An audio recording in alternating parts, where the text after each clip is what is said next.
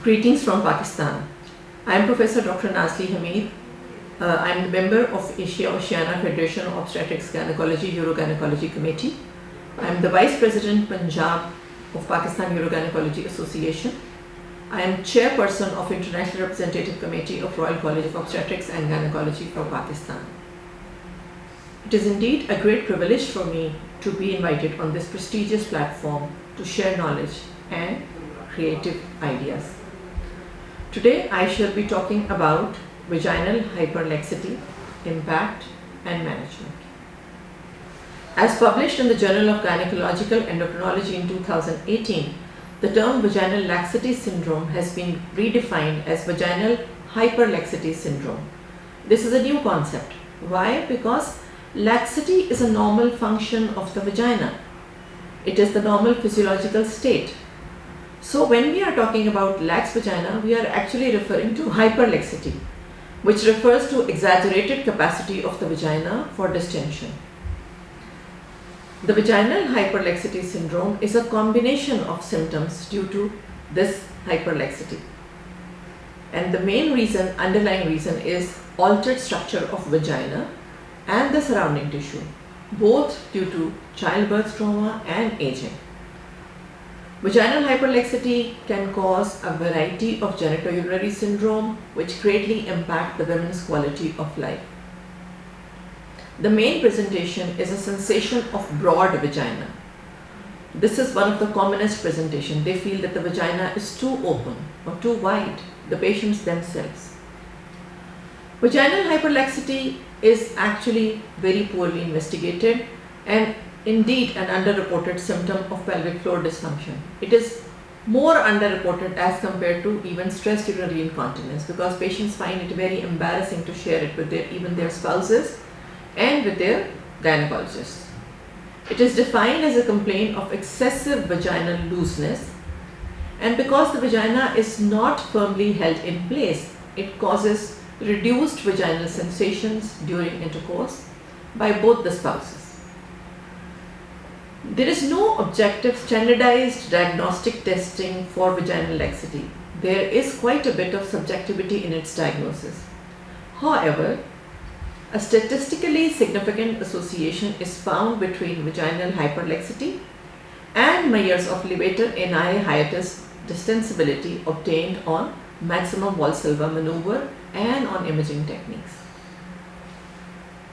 Vaginal hyperlaxity is predominantly related to vaginal deliveries, although nulliparity does not exclude the possibility of vaginal hyperlaxity. During pregnancy, the collagen fibers change in response to the hormonal milieu. 48 hours before delivery, the collagens lose up to 95% of their total resistance to facilitate the childbirth. The ligaments and muscles are overstretched, both within and outside the vagina. And during delivery, various degree of distension also takes place. This eventually results in various degrees of distension of vagina, prolapse, rectocele, urinary incontinence, and the least sexual dysfunction. The structures recover their position soon after delivery. However, the collagen often remains distended to a greater extent, and the histological changes are not reversed for a sufficient period of time. And they do not get completely reversed eventually. The perception of vaginal hyperlaxity during intercourse by the partner creates sexual dysfunction with great impact on the quality of life of the couple. So the size of the dynamic hiatus of levator ani muscle can be measured by ultrasound, MRI and digital examination. In this picture you can see that in the center there is genital hiatus, and this genital hiatus is actually surrounded by levator ani muscles. And when levator ani muscles are overstretched and distended during childbirth and trauma, this levator hiatus gets loosed. And this laxity can be measured by MRI, ultrasound, and at least by digital examination you can have a subjective idea. On digital examination, we combine it by strength testing. We ask the patient to contract the muscles around the fingers, and by that strength testing, we will get to see how much levator ani muscles have lost their strength.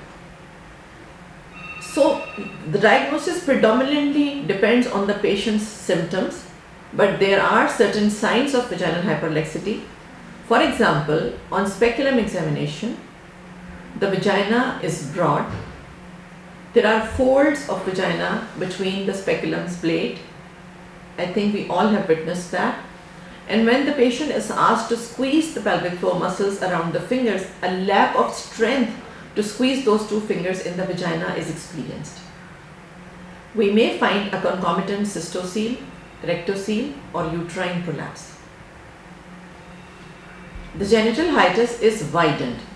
This is the fibromuscular narrowest part, which is bound by pubis ventrally, perineal body dorsally, and laterally by genitourinary diaphragm. And its size is measured by the standardized POPQ instrument that you are using in your clinics. If the patient is postmenopausal, it can be accompanied by signs of vulvovaginal atrophy, pale, flattened vaginal mucosa, absence of rugae. So the diagnosis remains on measuring the vagina's capacity for contraction, which has got its subjectivity bias.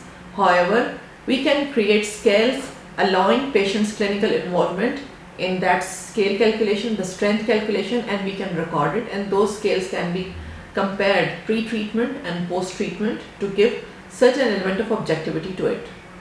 Like any other condition, the mainstay of management starts with conservative measures, and Kegel's exercises remain the gold standard. However, for Kegel's exercises, we have to understand that the success heavily relies on the correct application of technique and consistency of use. And what is that correct technique? The patient is instructed to contract the pelvic floor muscles around the two fingers, and the other hand is placed on the abdominal muscles of the patient, making sure that when she is doing the pelvic floor muscle contraction, she is not actually contracting the abdominal muscles. Because if she is contracting the abdominal muscles, that paradoxically creates a valsalva and exaggerates intra-abdominal pressure, and we don't want that. Number two, she has to start the contraction slowly. It has to be slow contraction, gradually building up till its peak. And then at the peak, the patient holds the contraction for 5 to 10 seconds and then slowly relaxes it against resistance. She does not let go the pelvic floor muscles completely all at once. So the entire process of contracting, holding, and then releasing the contraction should last for around 10 to 15 seconds. And these repetitions should be carried out at least 15 to 20 times in each session, at least thrice a day. So if performed correctly, they give a high satisfaction rate of about 50% to 60%. And they may also prevent urinary and fecal incontinence in prenatal and postnatal women. So it should be mandatory in all antenatal clinics to teach Kegel's exercises in a correct way to the patients. Traditionally, we have been performing colporrhaphies where the patients are not satisfied with just the Kegel's exercises. So colporrhaphy is, the surgery rates are now increasing, and approximately 30% increase in the rate of colporrhaphy has taken place, and the colporrhaphy is performed for aesthetic reasons because patient does not perceive that her vagina is looking normal anymore, and to improve the sexual dysfunction. It can also be combined with various types of prolapse surgery corrections or pelvic floor defect corrections. So the perineoplasty traditionally involves removing a triangular portion of the perineal skin above the anus. However, it is important to understand that once the vaginal skin is removed, we have to reconstruct the perineal body. The muscles underlying have to be approximated, and only then the procedure is going to be useful. So it has been a conventional procedure, a useful procedure with relatively fewer side effects. Nevertheless, it is an invasive method, and nobody wants to go under the knife unnecessarily. Hence comes the role of vaginal rejuvenation. Vaginal rejuvenation is carried out by the new energy-based systems, which are efficient and less invasive. We use them for vaginal rejuvenation, correction of minor stress urinary incontinence, and sexual dysfunction.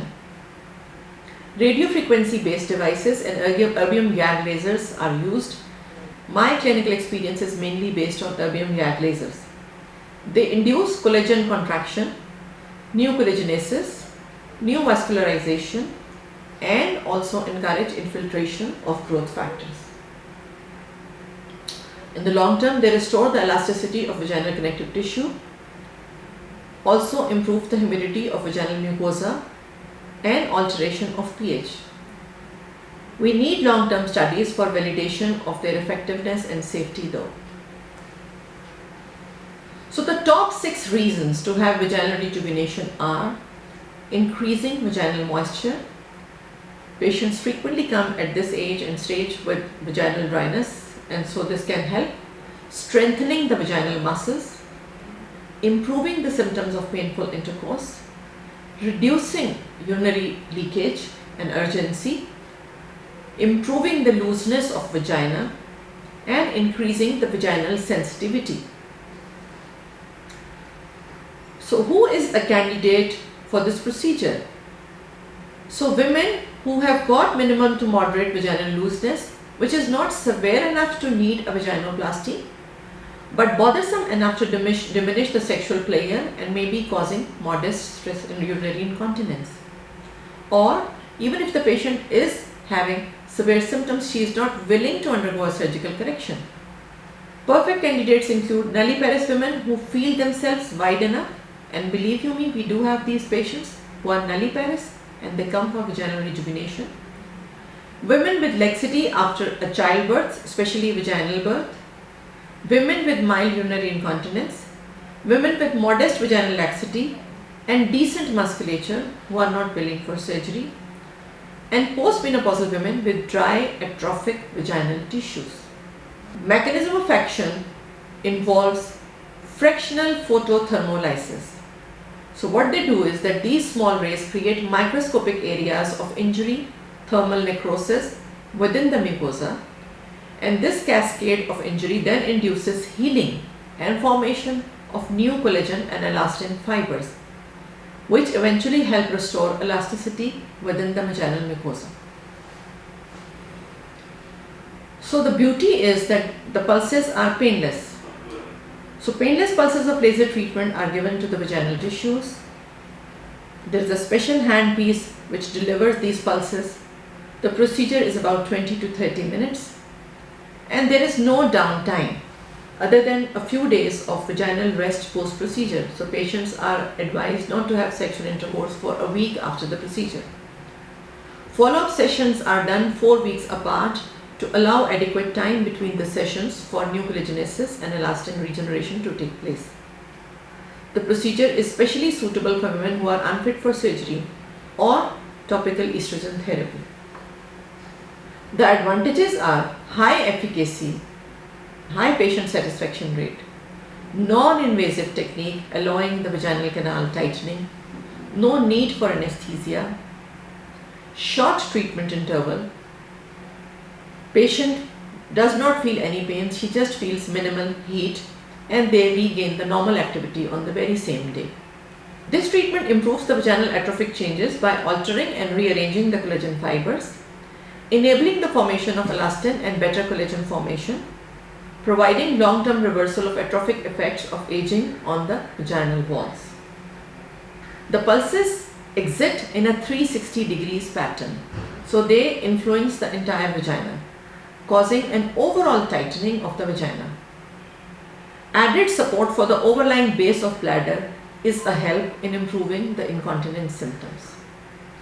So outcome include the initial shrinkage and secondary regeneration, improving pressure on the clitoris. Patients report a noticeable tightening of the entire vaginal canal for increased friction and pleasure during sexual intimacy. Tightening also occurs along the base of bladder, thereby improving minor incontinence. Long-term outcome with 3 treatments spread over 12 weeks period and a touch-up a year later leads to tightening and continence effects which last for at least 2 to 3 years. The elasticity effect lasts with no need for further treatment. This is an article published in 2020 which reports the treatment of vaginal laxity using non-ablative erbium laser, And the results have confirmed that patients suffering from vaginal laxity can be effectively treated using the non-ablative erbium-YAG intimalase procedures without adverse effects.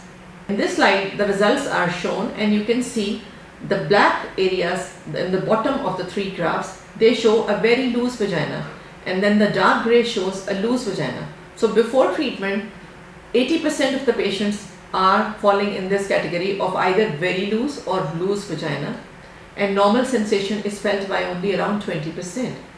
3 months later, this starts improving, and 12 months later, this is reduced to around 40%. So it's a significant improvement. Therefore, the modern studies recommend that as it is a non-invasive procedure, it should preferably be offered to the patients before offering them a surgical correction. In the next slide, just a couple of minutes, I will show you briefly the equipment which we use and the technique that we are using.